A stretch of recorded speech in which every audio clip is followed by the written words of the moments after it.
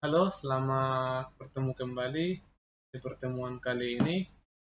Kali ini kita akan membahas tentang kasus manipulasi laporan keuangan yang dilakukan oleh salah satu perusahaan bergengsi di Indonesia. Saya mengambil PT Hanson International Tbk. PT Hanson ini sudah tidak asing lagi di masyarakat ya. Perusahaan perusahaan yang sangat ternama di kalangan masyarakat yang sahamnya dijual bebas di pasar saham. Sedikit profil tentang PT Hanson International Tbk, yaitu PT Hanson International Tbk ini didirikan tahun 1971 yang bergerak di bidang manufaktur tekstil. Nah, pada tahun 2013, Hanson ini beralih fungsi menjadi perusahaan lead bank properti utama di Indonesia.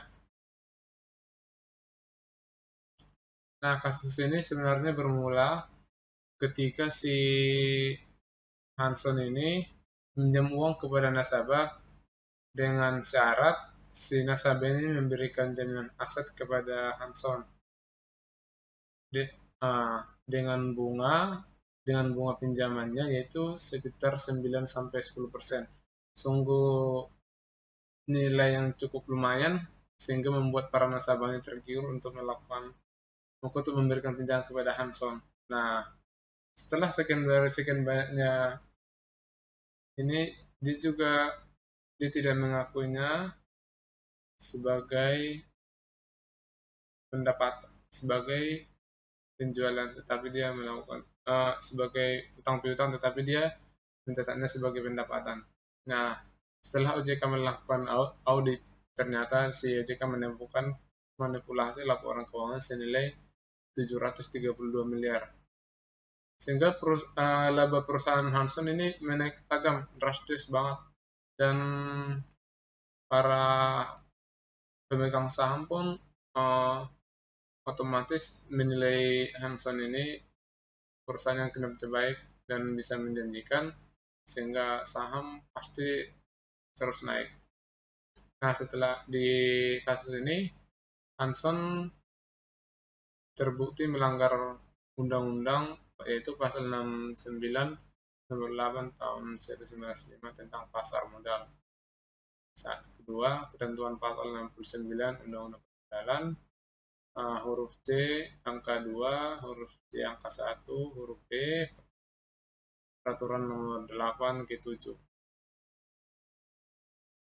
Modus yang dilakukan PT Hanson yaitu adanya kesalahan penjualan oversight statement dengan nilai 613 miliar. Dengan adanya pengakuan metode accrual penuh atas transaksi 732 miliar. Dalam penyajian ini tidak diungkapkan adanya ikatan jual beli terhadap nasabah, tetapi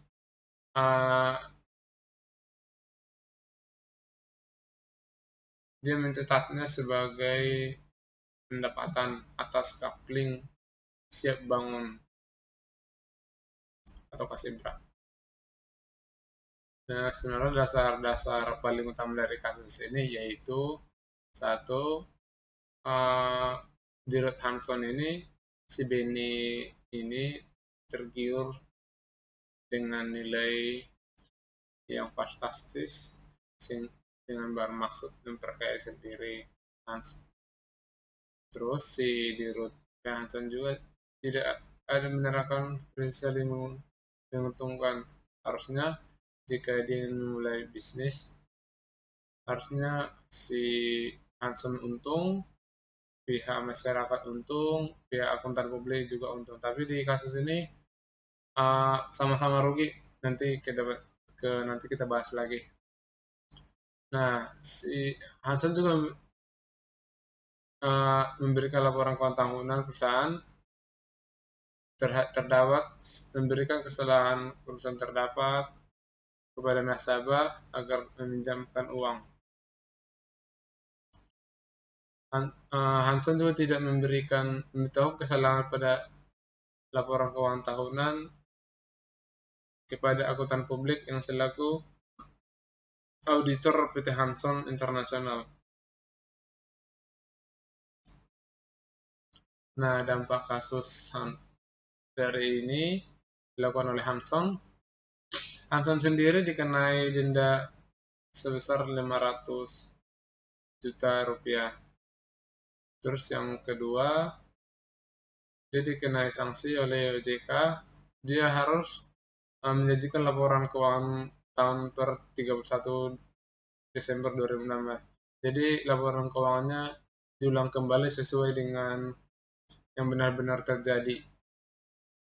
Dan dia hanya dikasih tempo 14 hari. Nah, bayangin teman-teman, kalau menyajikan satu perusahaan besar, tempo 14 hari, aduh, kalau kita pikir-pikir sangat mustahil. Tapi semua bisa terjadi jika perusahaan auditnya yang benar-benar terpercaya.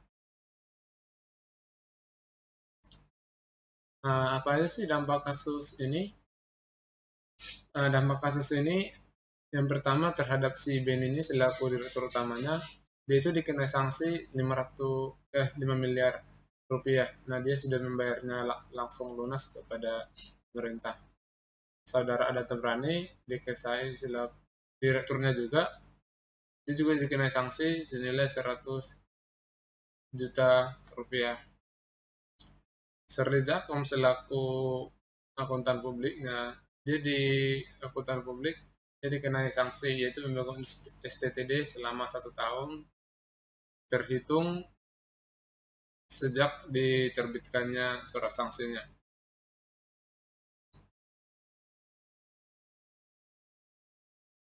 Shirley juga terbukti melakukan pelanggaran pasal undang-undang tentang undang-undang permodalan paragraf A14 SPAP SA 200 seksi 130 kredit provinsi akuntansi. Nah, ini sih Shirley jelas-jelas banget ya melanggar karena dia melakukan audit bisa dibilang termasuk asal-asalan dan terlalu menyepelekan kasus ini.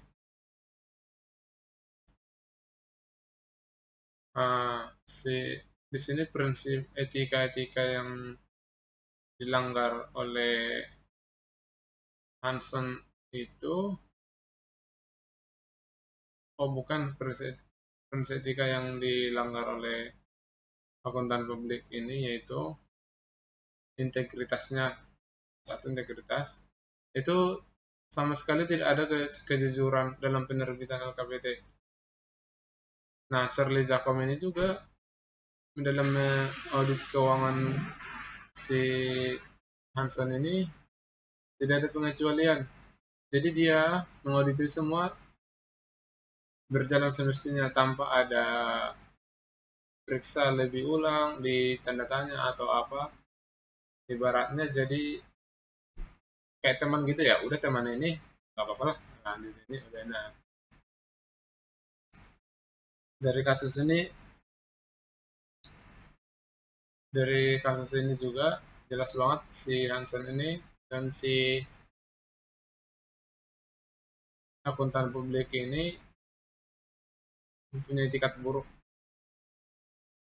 di mata masyarakat atau di mata OJK. Objektivitasnya yaitu akuntan publik sudah menerapkan objektivitas karena dia tidak berpihak kepada Hanson sesuai dengan pengadilan, dia tidak berpihak kepada Hanson. Jadi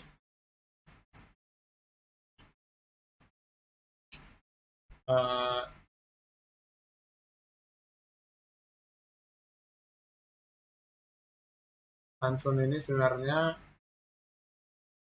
sudah tidak mengetahui adanya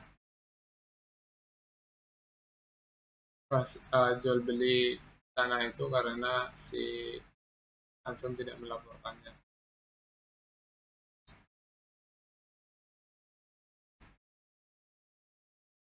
kompetensi dan kehati-hatian. Di sini jelas banget terdapat kesalahan material yang memerlukan perubahan LK laporan keuangan tahunan. Itu jika ini saat di Hanson melakukan laporan ulang, jadi dia harus penuh dengan hati-hati supaya tidak terjadi kesalahan lagi.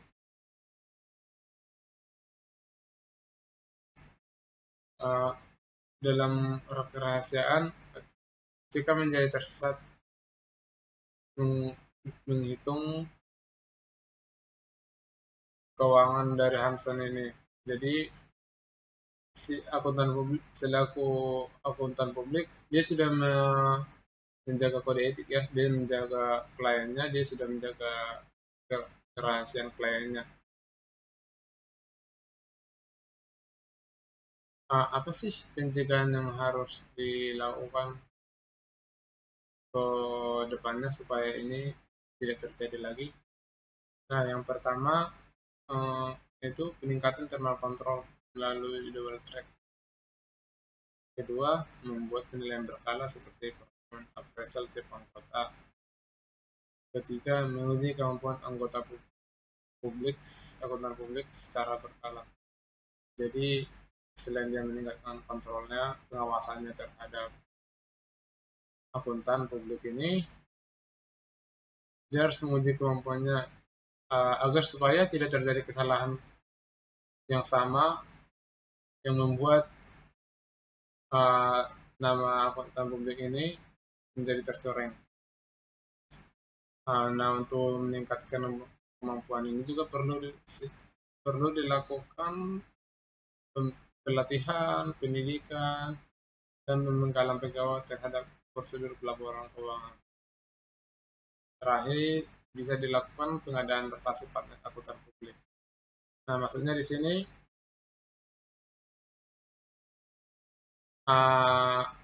si Hanson ini harusnya bisa ganti akuntan publik. Jadi saat si akuntan publik yang satu menemukan kesalahan, jadi bisa saling diperbaiki.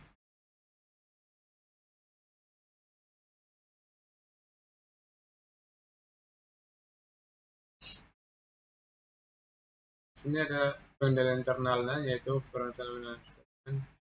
Itu apa sih faktor-faktor sehingga kecurangan ini bisa terjadi? Yang pertama,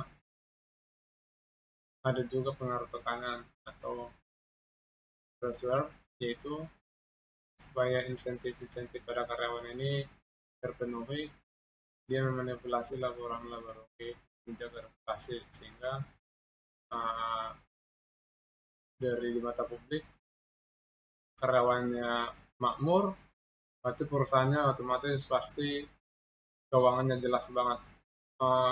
Prinsip halnya ini, bayar insentif karyawan aja mampu, berarti uang keuntungan yang diperoleh perusahaan ini sudah sangat tinggi, jadi bisa dipercayai oleh masyarakat. Terus kedua, adanya peluang. Nah,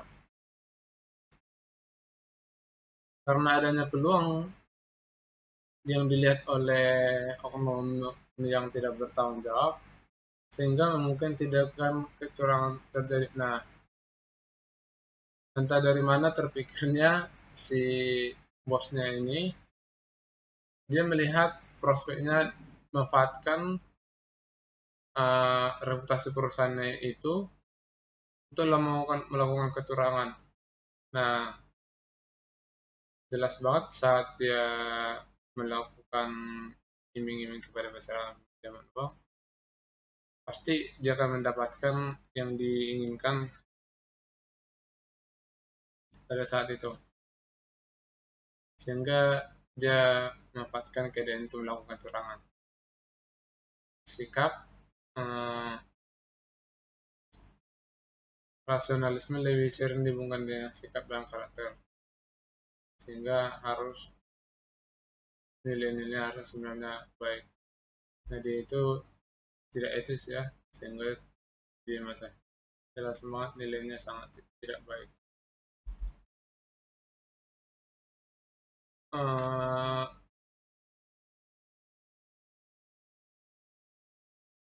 Prinsip-prinsip bisnis yang tidak dilakukan oleh Hanson ini, yaitu si Hanson ini selaku berusaha tidak merasakan prinsip otonomi, yaitu dia melakukan kesalahan dalam penyajian laporan keuangan.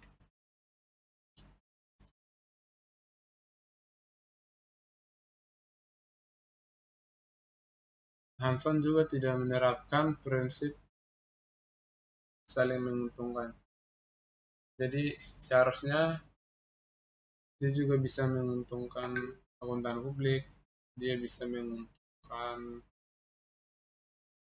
perusahaan itu sendiri, bisa menguntungkan masyarakat dengan kejujuran yang dilakukan.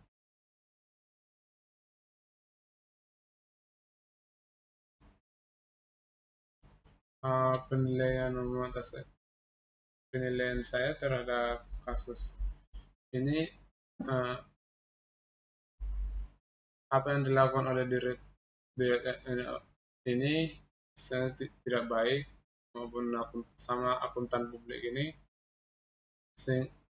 sangat pokoknya tidak baik, sehingga akan dicap oleh kinerja buruk oleh masyarakat, karena sudah merugikan banyak pihak, termasuk yang masyarakat, pemegang saham, pemerintah, bahkan urusan internal itu sendiri.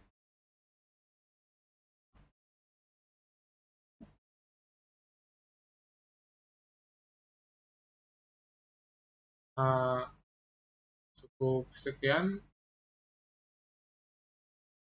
presentasi kali ini.